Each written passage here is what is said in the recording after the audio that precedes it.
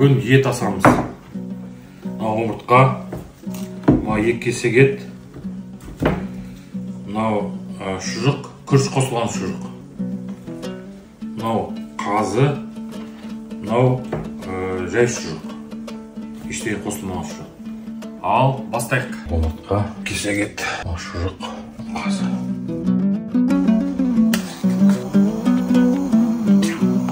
Тұздап жүреміз енді. Етіміз пісті, енді қазір түсіріп аламыз.